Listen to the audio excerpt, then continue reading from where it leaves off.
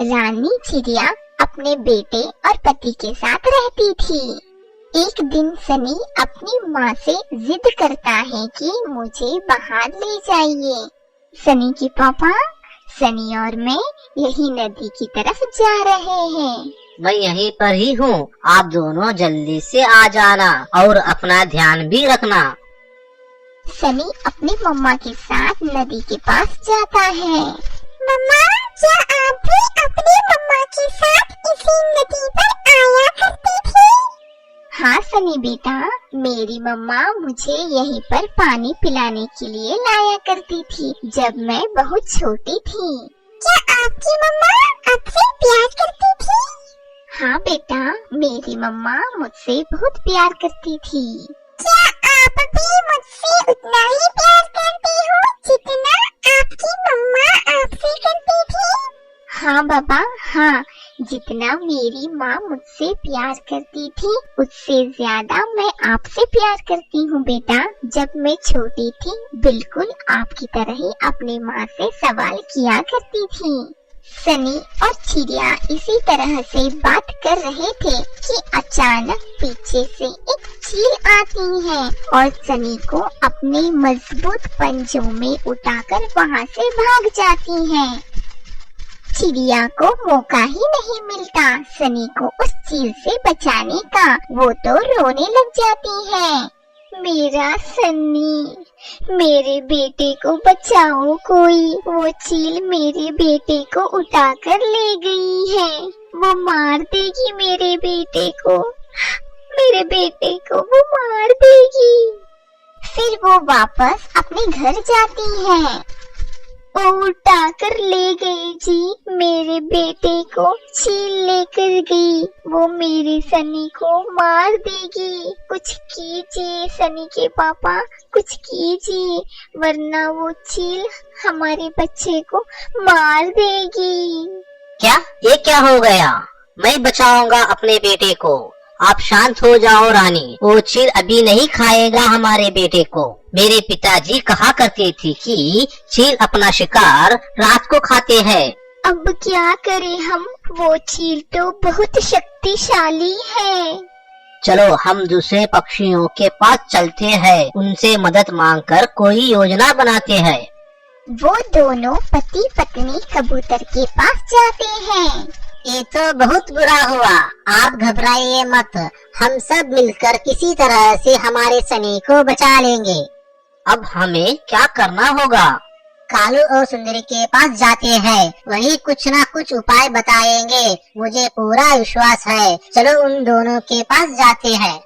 चारों मिलकर कौवों के पास जाते हैं। कौवा और कौवी अपने घर के बाहर ही खड़े हुए थे।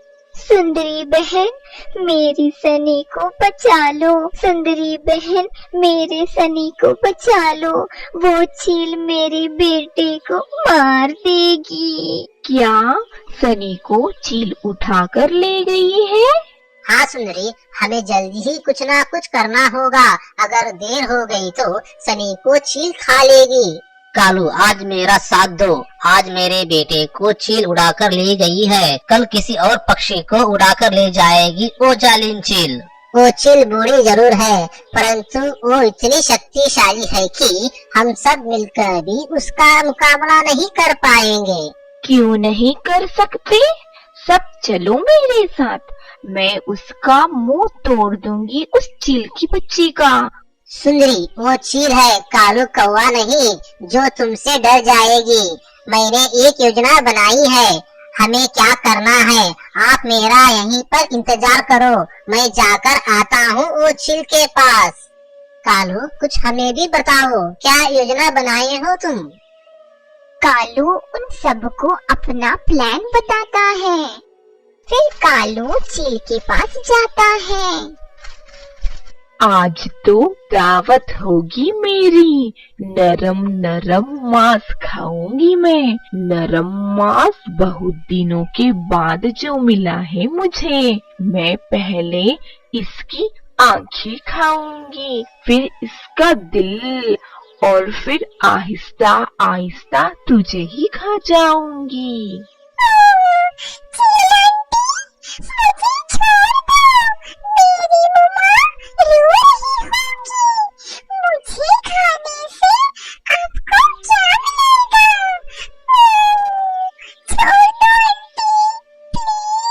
पागल, क्या मिलेगा मुझे तुझे खाकर? तुझे इतना भी नहीं पता, तुझे खाऊंगी ना तो मेरा पेट भरेगा, पेट। कालू भी वहाँ आ जाता है। चील दीदी रुकिए, आप इस छोटे चिड़िया के बच्चे को खाकर अपने मुंह का स्वाद खराब ना करो। मैं अपनी पत्नी को लेकर आता हूँ, आप मेरे पत्नी को खा लो। वो क्यों काले कौवे? अपनी पत्नी को मुझे क्यों खिलाना चाह रहे हो? कोई साजिश रच रहे हो क्या? आज मेरी लड़ाई हुई है उससे, बड़ी जबान चलाती है वो मेरे सामने। इस चिड़िया के बच्चे को खाकर पेट भी नहीं भरेगा आपका। मैं अभी मेरी पत्नी को लेकर आता हूँ। अगर ऐसा है तो तब तक इस चिड़िया के बच्चे को मेरे पास ही रहने दो। तुम जाओ और अपनी पत्नी को ले आओ। फिर कौवा जल्दी से वहाँ से उड़ जाता है। जल्दी चलो सुंदरी, मैंने उसका ध्यान भटका दिया है, तीर ठीक निशाने पर लग गया है। फिर कालू सुंदरी को साथ लेकर चील के पास आता है। वाह वाह, ये तो बहुत मोटी तगड़ी कौवी है। अब तो मुझे और भी ज्यादा मजा आने वाला है इस काली कौवी को खाने में। चलो इस चिड़िया के बच्चे को लेकर जाओ यहाँ से। मैं चील दीदी का डिनर बनना चाहती हूँ। कौवी, मैं भी तुम्हारे साथ रहना नहीं चाहता हूँ। मुझे नहीं रहना तुम्हारे साथ। तुम्हारे साथ रहने से अच्छा है कि मुझे चील दीदी खा ले। फिर कालू सनी को वहाँ से लेकर चला जाता है। चील बहन, आप मुझे खाना शुरू करें। बताइए आप पहले मुझे कहाँ से खाना शुरू करेगी? हाँ हाँ, तुम ही बता दो किस हिस्से से तुम्हें खाना शुरू करूँ। फिर अपनी योजना के अनुसार कबूतर वहाँ आ जाता है। अरे अरे चील दीदी, आप इस काली कौवे को क्यों खा रहे हो? इसे खाने से आपका रंग काला हो जाएगा। ये जितनी बाहर से काली है उतनी ही अंदर से भी काली है। फिर मैं तुझे खा लेती हूँ मोटे कबूतर। चल भाग यहाँ से, तू मुझे काली कह रहा है मोटे कबूतर। मुझे चील दीदी का डिनर बनने से कोई नहीं रोक सकता। चल भाग यहाँ से। चील दीदी, आप इस काली कौवे के बातों में ना आइए। मेरा एक दोस्त है, वो बहुत ही मोटा है। मैं अभी उसे लेकर आता हूँ। आप खुद देखकर ही फैसला करना, आप इनमें से किसे खाना चाहते हैं। ऐसी ही रात हो जाती है। कबूतर, मुझे बहुत भूख लगी है। तुम जल्दी से जाओ, अपने दोस्त को लेकर आओ। मैं भी तो देखूं कितना मोटा है तुम्हारा दोस्त। फिर कबूतर तुरंत वहाँ से जाता है और अपने दोस्त को अपने साथ चील के घर लाता है। कबूतर के दोस्त को देखकर चील दीदी के मुंह में पानी आ जाता है। ये तो सच में मोटा है और ताजा भी लग रहा है। इसका रंग भी सुंदर है। चलो जाओ यहाँ से, मैं जल्दी से इसको खा लेती हूँ। चील दीदी, आप मुझे अब नहीं खाएगी? नाना काली कौवी, क्या पता अगर मैंने तुझे खा लिया तो मैं काली हो गई तो? ना बाबा ना। कबूतर और सुंदरी कौवी वही दूर एक पेड़ पर छिप जाते हैं। चील दीदी रुकिए, अभी मुझे मत खाना।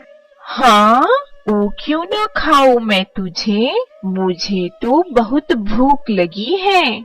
बात यह है चील बहन, एक बार इसी चांद की रात में मेरे नाखून मोटे मोटे हो गए थे। कहीं ऐसा ना हो वो नाखून आप मुझे खाने के बाद आपको ना चुभे, मुझे अच्छा नहीं लगेगा। ठीक है, इतना इंतजार किया है तो थोड़ा और इंतजार कर लूंगी। जब तक चांद छुप नहीं जाता मैं थोड़ा सो लेती हूँ। फिर चील को नींद आ जाती है और वो गहरी नींद में सो जाती है। जैसे ही चील सोती है, दूसरे पक्षी भी वहाँ आ जाते हैं और सब पक्षियाँ मिलकर घोंसले को उठा लेते हैं और उसे गहरी नदी में छोड़ देते हैं। चील पानी में डूबकर मर जाती है। वे सब बहुत खुश थे कि वे सब मिलकर चिड़िया के बच्चे को बचा लिया था। फुरफुरी नगर के जंगल में बारिश का मौसम आने वाला था। जंगल के सारे पक्षियाँ चिंतित थे क्योंकि उनके घर अभी तक नहीं बने थे। जंगल के सारी पक्षियाँ सुबह उठकर लकड़ियाँ ढूंढने जाते थे। मेरे बच्चों, बारिश का मौसम आने ही वाला है। जल्दी से जाकर मजबूत लकड़ियाँ लाती हूँ। अगर मैं देर से चली गई तो सारे जंगल की पक्षियाँ मजबूत लकड़ियों को लेकर अपना घर बनाना शुरू कर देंगी। अरे इतनी जल्दी सुबह हो गई। चल कालू, सोना तो बहुत हो गया। बारिश का मौसम भी नजदीक आ गया है। जल्दी से जाकर लकड़ियाँ ढूंढता हूँ। अगर मैं नहीं गया तो जंगल के दूसरे पक्षी सारे लकड़ियाँ ले जाएंगे। जल्दी चल कालू। अरे तोते, हर दिन सिर्फ लाल मिर्ची ही ढूंढते रहते हो। अब बारिश का मौसम आने वाला है। मिर्ची छोड़ो, लकड़ियाँ ढूंढो। मैं लकड़ियाँ ढूंढ कर ले आता हूँ और यहीं पर एक अच्छा सा अपने लिए एक घर बनाता हूँ। बच्चों, मैं लकड़ियाँ ढूंढने जाती हूँ। पता नहीं मुझे मजबूत लकड़ियाँ मिलेंगी या फिर नहीं। अच्छा बच्चों, मैं लकड़ियाँ लेने जा रही हूँ। आप अपने घोंसले से बाहर नहीं जाओगे, वादा करो।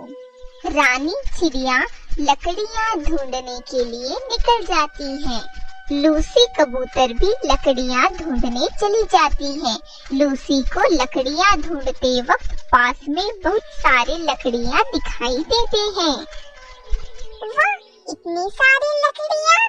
चलो इन सारी लकड़ियों को ले जाती हूँ। इससे मेरा एक घर तो आराम से हो जाएगा। मेरी किस्मत तो बहुत अच्छी है। लूसी कबूतर सारी लकड़ियाँ ले जाकर अपना घर बना देती है और उसमें आराम से रहने लगती है। रोज सुबह की तरह तोता भी लकड़ियाँ ढूंढने जा रहा होता है। तभी उसे एक जंगल के पार कुछ लकड़ियाँ दिख जाती हैं। चलो, आखिरकार मुझे लकड़ियाँ मिल गई है। अभी इन लकड़ियों को ले जाकर मैं भी अपना एक घर बना सकूंगा। फिर तोता भी अपना एक घर बना लेता है और उसमें रहने लगता है। फिर रानी चिड़िया और कालू कौवा दोनों अपने अपने घर बनाने के लिए लकड़ियाँ ढूंढ रहे होते हैं। कितनी देर हो गई है, लकड़ियाँ तो मिल ही नहीं रही है। अब बारिश का मौसम है, बारिश तो कभी भी हो सकती है। अब मैं क्या करूँ? अचानक रानी चिड़िया को एक पेड़ के नीचे कुछ लकड़ियाँ दिख जाती हैं। अरे वाह, मुझे लकड़ियाँ मिल गई हैं। इन लकड़ियों को ले जाकर अपने लिए एक घर बना लूंगी। रानी चिड़िया उन लकड़ियों के पास जाती है। कौवा भी लकड़ियाँ ढूंढ रहा था, मगर उसे कहीं पर भी लकड़ियाँ नहीं मिल रही थी। अब मैं क्या करूं? अगर मैं लकड़ियां ढूंढ नहीं पाया तो मैं कहाँ रहूंगा? बारिश में भीग कर तो मैं बीमार पड़ जाऊंगा। तभी कालू कौवे की नजर रानी चिड़िया पर पड़ती है। अरे रानी चिड़िया को लकड़ियां मिल गई है। लगता है सब पक्षियों को लकड़ियां मिल गई है, मगर मैं भी कितने दिनों से मेहनत कर रहा हूँ, मुझे लकड़ियां मिल ही नहीं रही है। अगर ऐसे ही चलता रहा तो बारिश के वक्त में भीगता रह जाऊंगा। अगर बारिश शुरू हो गई तो मैं घर नहीं बना पाऊंगा। लगता है मुझे कुछ ना कुछ करना पड़ेगा। हाँ, रानी चिड़िया से सारे लकड़ियाँ छीन लूंगा। कालू कौवा रानी चिड़िया के पास आकर बैठ जाता है। रानी चिड़िया, तुम मेरे लकड़ियों के पास क्या कर रही हो? तुम्हारी लकड़ियाँ? हाँ, और नहीं तो क्या, मैं लकड़ियाँ ढूंढकर यहीं पर रखता हूँ और सारे लकड़ियाँ इकट्ठा करके यहाँ से ले जाऊंगा। कालू भैया, आप झूठ कह रहे हो, ये लकड़ियाँ अभी अभी मुझे मिली हैं। रानी चिड़िया, तुम्हें पता नहीं है चोरी करना बुरी आदत होती है, फिर भी तुम मेरे लकड़ियाँ चोरी कर रही हो। मुझे पता है तुम बहुत शातिर हो, तुम्हें लकड़ियाँ नहीं मिल रही होगी, इसीलिए तुम मुझे एक कहानी सुना रहे हो। मैं बेवकूफ नहीं हूँ। हाँ रानी चिड़िया, मुझे लकड़ियाँ नहीं मिल रही है, अब लाओ ये लकड़ियाँ मुझे दे दो। नहीं नहीं कालू भैया, मैं तुम्हें ये लकड़ियाँ नहीं दूंगी। अगर तुम मुझे लकड़ियाँ नहीं दोगी तो मुझे छीनना भी आता है, इसीलिए कह रहा हूँ मुझे लकड़ियाँ दे दो। रानी चिड़िया कालू कौवे को वो लकड़ियाँ दे देती है और वहाँ से उदास होकर चली जाती है। अब जंगल के सारे पक्षियों ने अपना अपना मजबूत घर बना लिया था, लेकिन रानी चिड़िया को लकड़ियाँ मिल ही नहीं रही थी। इसी वजह से रानी चिड़िया अपना घर बना नहीं पाई। फिर एक दिन जोरों से बारिश होने लगती है। सभी पक्षियाँ अपने अपने घरों में आराम से रहने लगे। रानी चिड़िया का घर अभी तक नहीं बना था। रानी चिड़िया अपने दोनों बच्चों के साथ बारिश में भीग रही थी। हे भगवान, बारिश तो शुरू हो गई। इसी तरह से बारिश होने लगी तो मेरे बच्चे भीग जाएंगे और बीमार भी हो जाएंगे। मुझे अब कुछ ना कुछ सोचना पड़ेगा। रानी की नजर एक पेड़ पर पड़ती है जो कि अंदर से खोखला दिखाई देता था। रानी चिड़िया अपने बच्चों को वहाँ पर ले जाती है। पेड़ के अंदर अपने घोंसले को रखकर अपने बच्चों को बिठा देती है और खुद ही बारिश में भीगने लगती है। रानी चिड़िया बारिश में भीगने की वजह से बीमार हो जाती है। बारिश रुकने के बाद वो डॉक्टर बुलबुल के पास जाती है। बुलबुल का घर देखकर रानी चिड़िया सोच में पड़ जाती है। इतना बड़ा सेब का घर? आओ रानी चिड़िया, क्या हुआ तुम्हें? कल बारिश में भीगने की वजह से मेरी तबीयत खराब हो गई है। तुम बारिश में क्यों भीगी? मुझे कहीं पर भी लकड़ियाँ नहीं मिली। मेरे बच्चों को एक पेड़ के अंदर घोंसले में बिठाकर मैं बाहर भीगती रही, उसी की वजह से मेरी तबीयत खराब हो गई। मैं तुम्हें एक पानी वाला दवा देता हूँ, वो दवा तुम कौन से चीज पर डालोगी वो चीज बड़ा हो जाएगा। तुम एक काम करना, तुम एक कद्दू के ऊपर वो दवा डाल देना और वो कद्दू बड़ा हो जाएगा और वो तुम कद्दू को अंदर से खोखला बना दो और उसमें आराम से रहना। हाँ डॉक्टर जी, आपका बहुत बहुत शुक्रिया। अब मैं चलती हूँ। रानी चिड़िया कद्दू पर पानी वाला दवा डाल देती है। वो पलक झपकते ही बड़ा कद्दू बन जाता है। रानी उसे खोखला बनाकर उसमें रहने लगती है। जंगल में जोरों से बारिश और हवा की वजह से सारे पक्षियों के घर पेड़ से नीचे गिर जाते हैं। अरे वो देखो, रानी चिड़िया का घर इतना बड़ा कद्दू से बनाया हुआ है। वो घर तो हिल भी नहीं रहा है। रानी चिड़िया, तुमने इतना बड़ा कद्दू का घर कैसे बना दिया? हमारे घर तो बारिश और हवा की वजह से उड़ गए हैं। अब हम सारे पक्षियाँ बेघर हो गए हैं और भीगने लगे हैं। अब हम क्या करें? हाँ रानी चिड़िया, हमें भी बताओ तुमने ये घर कैसे बनाया? मैंने कुछ भी नहीं किया, ये सारा कमाल तो डॉक्टर जी का है। डॉक्टर बुलबुल जी ने मुझे एक पानी दिया था। वो पानी मैंने एक कद्दू के ऊपर डाल दिया और छोटा कद्दू बड़े कद्दू में बदल गया। फिर मैंने उस कद्दू को खोखला बना दिया और उसमें मैं रहने लगी।